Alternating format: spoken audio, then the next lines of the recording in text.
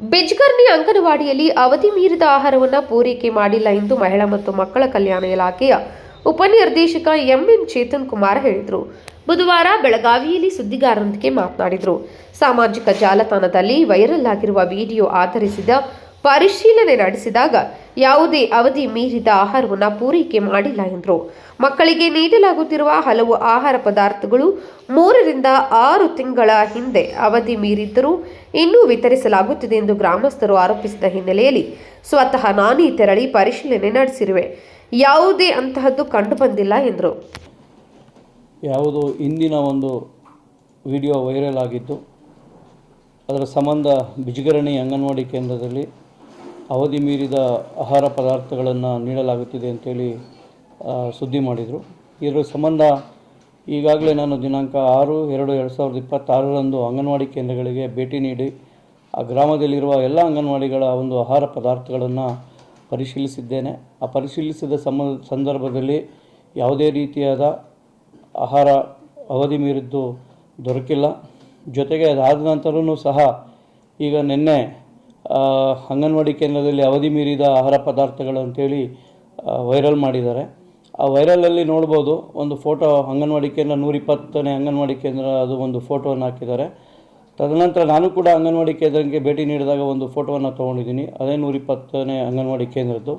ಅದರಲ್ಲೇ ವ್ಯತ್ಯಾಸ ಗೊತ್ತಾಗುತ್ತೆ. ನಾನು ಭೇಟಿ ನೀಡಿದಂಥ ಸಂದರ್ಭದಲ್ಲಿ ಅಂಗನವಾಡಿ ಕೇಂದ್ರದಿಂದ ಆಲ್ರೆಡಿ ಹೊಸದಾಗಿ ಬಣ್ಣ ಹೊಡೆಸಿ ಶುದ್ಧವಾಗಿರುವಂಥ ಅಂಗನವಾಡಿದು. ಮತ್ತು ಇನ್ನೊಂದು ಅವರು ವೈರಲ್ ಮಾಡಿರೋ ಫೋಟೋಗಳನ್ನ ನೋಡಿ ಹಿಂದುದು ನಾನು ಭೇಟಿ ನೀಡೋಕ್ಕೂ ಮುನ್ನ ಹಿಂದೆ ಒಂದು ಫೋಟೋ ಆಗಿರ್ತದೆ.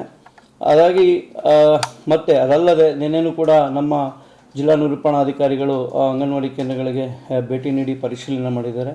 ಮತ್ತೊಮ್ಮೆ ಪರಿಶೀಲನೆ ಮಾಡಿದಾಗಲೂ ಯಾವುದೇ ರೀತಿಯಾದ ಒಂದು ಅವಧಿ ಮೀರಿದ ಆಹಾರ ಪದಾರ್ಥಗಳು ಗ್ರಾಮದಲ್ಲಿ ದೊರಕಿಲ್ಲ.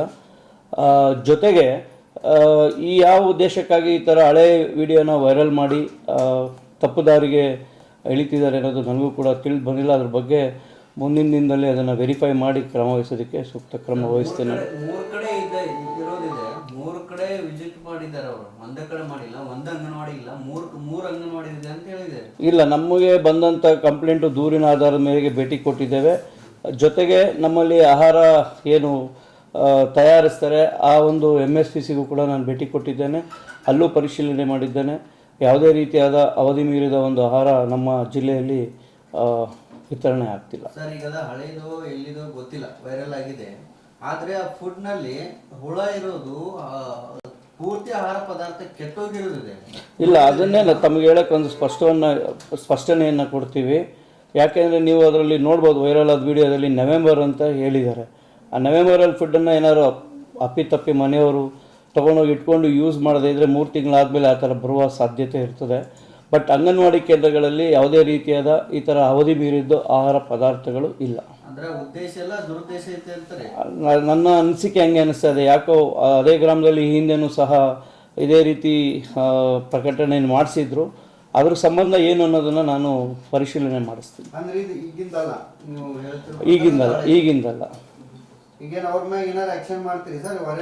ಅದನ್ನೇ ಪರಿಶೀಲನೆ ಮಾಡ್ತೀವಿ ಸರ್, ಯಾರು ಏನಂತೇಳಿ ಅದು ಮುಂದಕ್ಕೆ ಕ್ರಮ ತಗೋತೀನಿ. ಈಗ ನಮ್ಗೆ ಗೊತ್ತಾಗಿಲ್ಲ, ಅದನ್ನು ಸಂಬಂಧಪಟ್ಟಂತಹ ಶಿಶು ಅಭಿವೃದ್ಧಿ ಯೋಜನಾಧಿಕಾರಿಗಳನ್ನು ಭೇಟಿ ಮಾಡಿ ಮತ್ತು ಅಲ್ಲಿ ಯಾರು ಭೇಟಿ ಕೊಟ್ಟಿದ್ದಾರೆ ಅನ್ನೋದು ನನಗೆ ವಿಚಾರ ತಿಳಿದು ಬಂದಿಲ್ಲ. ಅದು ಗೊತ್ತಾಗ್ತಿದ್ದಂಗೆ ಅವ್ರು ಏನು ಅನ್ನೋದನ್ನು ನಾನು ಅದ್ರ ಬಗ್ಗೆ ಸಂಬಂಧವಾಗಿ ಕ್ರಮ ವಹಿಸ್ತೀವಿ. ಮತ್ತು ಜೊತೆಗೆ ಇನ್ನೊಂದು ಈ ಸಂದರ್ಭದಲ್ಲಿ ಸ್ಪಷ್ಟಪಡಿಸುವಂಥದ್ದು, ಅಂಗನವಾಡಿ ಕೇಂದ್ರಗಳಿಗೆ ಯಾರ್ಯಾರು ಭೇಟಿ ಕೊಡಬೇಕು ಅನ್ನೋದು ಕೂಡ ಇದೆ. ಬಟ್ ಈ ನಿಯಮವನ್ನು ಮೀರಿ ಅಂಗನವಾಡಿ ಕೇಂದ್ರಕ್ಕೆ ಬಂದಿರೋದ್ರ ಬಗ್ಗೆ ಸೂಕ್ತ ಕ್ರಮ ವಹಿಸೋದಕ್ಕೆ ಮುಂದಿನ ದಿನದಲ್ಲಿ ಕ್ರಮ ಗೊತ್ತಿಲ್ಲ ನನಗೆ. ಇಲ್ಲ, ಅದನ್ನೇ ಹೇಳ್ತಾರೆ, ಅದು ಯಾರು ಹೋಗಿದ್ದಾರೆ ಅನ್ನೋದು ಗೊತ್ತಿಲ್ಲ. ನಾವು ಈಗಾಗಲೇ ಅಂಗನವಾಡಿ ಕಾರ್ಯಕರ್ತೆಯರಿಗೂ ಕೂಡ ವಿಚಾರವನ್ನು ತಿಳಿಸಿದ್ದೀವಿ. ಯಾರು ಬಂದಂಥ ಸಂದರ್ಭದಲ್ಲೂ ಮೇಲಧಿಕಾರಿಗಳ ಒಂದು ಅನುಮತಿಯನ್ನು ತಗೊಂಡು ಬರಬೇಕು ಅಂತ ಹೇಳಿ ಅಂತೇಳಿದ್ದೀವಿ. ಬಟ್ ಇದು ಹೇಗಾಗಿದೆ ಅನ್ನೋದ್ರ ಬಗ್ಗೆ ನಾವು ಮುಂದಿನ ದಿನದಲ್ಲಿ ತನಿಖೆ ಮಾಡಿಸ್ತೀವಿ.